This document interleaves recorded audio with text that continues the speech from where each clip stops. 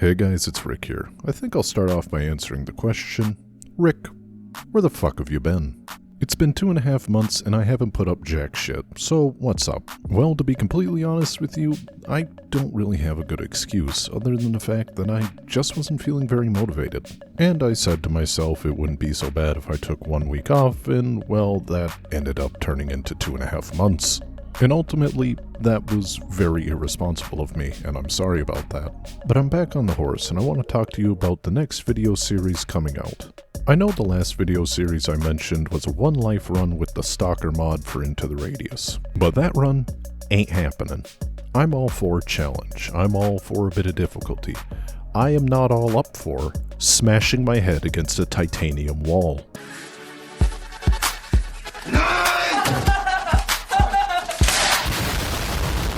That mod, at least on the max difficulty, is not meant to be played from the beginning, and there is no real viable way to do so. And I had tried for a good while to attempt to get that to work, and it never did. And that's why I missed that first week about 2.5 months ago. And that inevitably led me down a downward spiral of me just not having any fun with the game. So for now, I'm gonna shelf it, because I just can't do it. So we're going to move on to bigger and brighter futures. And what, you may be asking, could be so powerful to actually motivate Rick to get off his ass and do something? Well, money, of course. Hello, I like money. And I'm not talking about real bucks, because obviously I don't have any of those. I'm talking about Radius bucks. I've decided to become the Radius's first mogul millionaire. Now at first this may not sound too intriguing. Obviously making money in Into the Radius is a normal part of the game, but how many of us have actually made it to $1 million? The most money I've ever had on an account was about $52,000. And that was after an old video of mine where I wanted to see exactly how much loot was inside the entirety of Into the Radius, meaning that I picked up every scrap of loot in the game and sold it all. Now in that video, there was no enemies. It was just me walking around picking up loot and then selling it. But this time around, we're going to be playing on realistic Iron Man mode. Now for those of you who think this might be easy, this is about to become an unprecedented battle of endurance. In that old video, that you can no longer watch unfortunately, I am very sorry about that, it took me about 6 hours, uninterrupted, of me walking around collecting every bit of loot in the game, and I only managed to scrape up $50,000. Even if I was to play in similar conditions, no enemies, uninterrupted, me walking around just collecting loot and selling it, it would still take 20 tides before I would reach $1 million. Now here's where that's a problem. Uninterrupted, it would take me 120 hours non-stop in order to reach $1 million. But here's the real fun part. Because we're going to be playing on Iron Man Realistic, it also reduces the sell price of items. Meaning, I have no idea how long this is going to take. All I know is that I have a number, and the more it goes up, the better.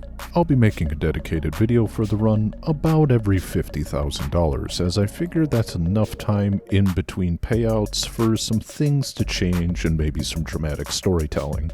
The first 50,000 shouldn't be that hard. After completing all the main story missions, you're usually sitting around 30,000. Playing realistic Iron Man, I'm probably going to be sitting around 15 to 20, but it's after the big payouts like the final mission, which is a cool 10 grand, and the children's playground, which is another 8 grand, that the money is really going to slow down.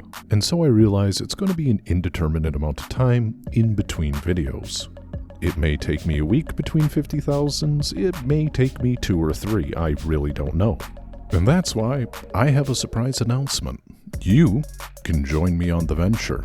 That's right, I'm going to be streaming the entire adventure if you feel so inclined to stop by. I'll be generally streaming on YouTube from about 6 to 8, maybe a little longer Central Standard Time. Why such short stream times? Well, because I'm an old ass man and I have work in the morning. I'm already at that point where it's all my effort not to fall asleep on the couch in the middle of a movie. I'd appreciate it if you stop by even if it's just 1 or 2 of you, because let me tell you, I'm betting around the 12 to 15 hour mark, things are going to start to get boring.